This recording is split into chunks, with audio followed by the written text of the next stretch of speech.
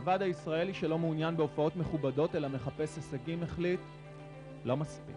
ורק אם תגיע לגמר בקרב רב או במכשיר יחידי באליפות אירופה שתהיה בצרפת בעוד חצי שנה, תשתתף בסין.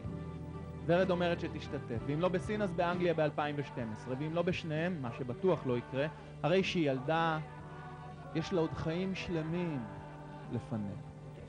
כרגע אני בהתאמנות, אבל אני בטוחה שבחיים אני אעשה משהו גם משמעותי. לימודים, עבודה, אני בטוחה שאני לא אהיה סתם.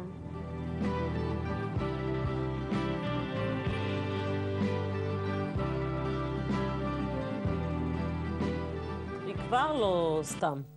שלום עמוס מרנסדורף. ערב טוב. הצטרפת אלינו. כן. אז מולי, זאת הזדמנות מצוינת שאתה עוד כאן, ממש אותו לפני שאתה נוסע יחד עם שחר פאר, לדון בסוגיה שמעסיקה לא מעט מאיתנו בימים האחרונים, והיא